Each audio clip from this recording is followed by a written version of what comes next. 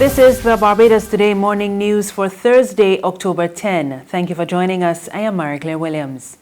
The Ministry of Education says it is taking seriously recent reports of increasing cases of underage sex among school children. Education Minister Santia Bradshaw was responding to concerns raised by the head of the Adult Industry Association, Charlie Spice. He cautioned that Barbados is on course to become the country with the highest rate of underage sex in schools. He also said child prostitution and sex trafficking are growing across the country. Minister Bradshaw told Barbados Today the ministry is taking those concerns seriously. I mean, as you know, we've looked at increasing the resources of the Student Support Services Department so that we can provide the necessary support for the teachers in the system who are interfacing with students who may be engaged in these activities. I take the view that school is one of the places where you're able to identify a number of problems that children are experiencing. And for that reason, I think the support systems have to be strengthened within the schools so that teachers, the guidance counselors are in a position to respond to what they may perceive as activities that are really not for children. Okay, so we have been strengthening those resources to be able to help to better counsel, to better help the children to stay out of those activities. Where there are things which have been brought to our attention where students are engaged in activities that they have been led there by adults, the Ministry of Education, once has taken place on the school premises, we're going to do all within our power to ensure that we pass that on to the authorities and take the appropriate action. And I think we have already started to do that, where we have seen that students are at the forefront of being involved in any either illegal activity or any activity which is not in their best interest as well. Agriculture Minister Indar Wier says private sugarcane farmers should soon receive outstanding payments. He gave the assurance while speaking on the sidelines of a regional workshop on the agri-food sector and tourism yesterday. We have paid up to date every dime that was owed to the private farmers in terms of this year's sugar harvest. Well, there was some money outstanding from 2018, which we came and found had to deal with. It was dealt with, and the farmers should soon be getting those payments. Today, my permanent secretary and the permanent secretary at the Ministry of Finance are working to make sure they can have the settlements done.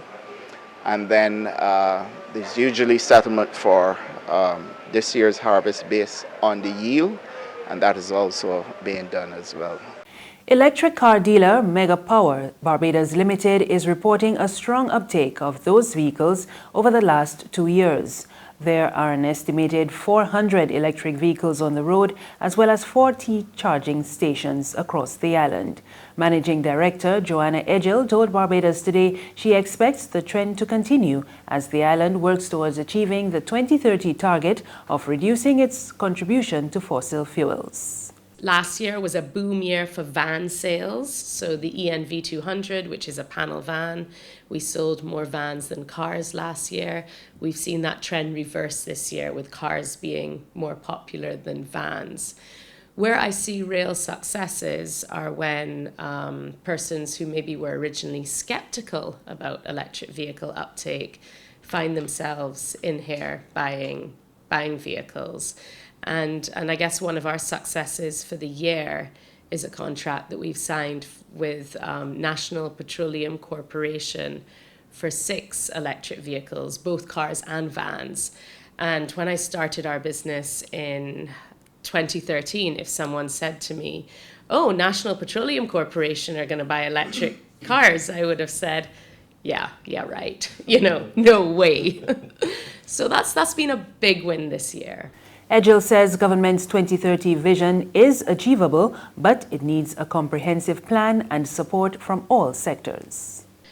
It's not going to be without its challenges, but I've seen a lot of things happen in the electric mobility space and the renewable energy space in the last 7 years. So why shouldn't the next 10 years have even more change and more growth and more development for renewable energy and electric mobility? What's necessary is really a comprehensive plan and path forward. And that's got to comprise both legislation, policy and clear actions, both for the private sector as well as government to take. There's regional and international news after this short break. It's Festive Friday at the Bridgetown Night Market at Pelican Craft Center. Kick off the weekend this Friday from 4 p.m. to midnight with loads of food, drinks, and entertainment. Get ready for Crop Over with the Rhythm Root Street Parade. Party like it's Kadooman Day on the street around Pelican Village with costume reveler, music, and more. It's Festive Friday. It's Festive Friday at the Bridgetown Night Market at Pelican Village Center from 4 p.m. to midnight. Admission free.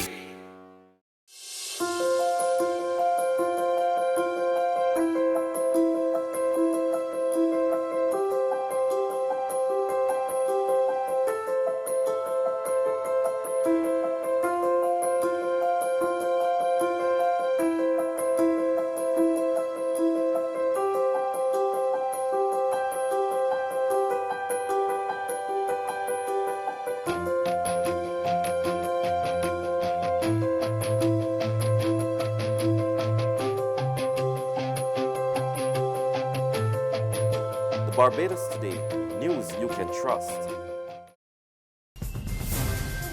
Thank you for staying with us. We're back with news from the region. The Trinidad and Tobago government says it is not labeling the inhumane conditions of individuals at a facility in Aruca as human trafficking. Yesterday, a sting operation by the police led to the discovery of 69 people being held in cages at a rehabilitation center operated by a church. National Security Minister Stuart Young told a news conference the government had severed ties with the facility 4 years ago. Young also said the investigations are ongoing and the pastor is free to exercise his legal rights. This rehabilitation center, the information we have at this stage from the Ministry of Health, was not registered and was not an approved center to house persons under the Mental Health Act. Clarification by Minister Stuart Young that Transformed Life Ministry Rehabilitation Center was not government approved. As for the investigation, Minister Young said it's ongoing and the owner of the facility was free to exercise his legal rights. If the pastor wants to take action, that is up to the pastor. The pastor will have to receive his own legal advice. It's not for me to give him any legal advice. The state's position is a very carefully considered position. There's certainly no statement coming from the state along the lines that has just been suggested, nor are we yet in a position to clarify or to say whether there has been any instance of human trafficking. That is still a possibility. On the international scene, 11 people have been arrested in southern Mexico after the mayor of their village was dragged out of his office, tied to a pickup truck and dragged through the streets. The police intervened to free Mayor Jorge Luis Escadon Hernandez, who reportedly suffered no major injuries. It was the second attack by farmers demanding that he fulfill his campaign promise to repair a local road. Extra officers have been deployed to the village in that state. That's news, but for the very latest, visit our website at www.barbadostoday.bb. You can also subscribe to our e-paper, email updates, or like us on Facebook and sign up for our breaking news alerts via WhatsApp.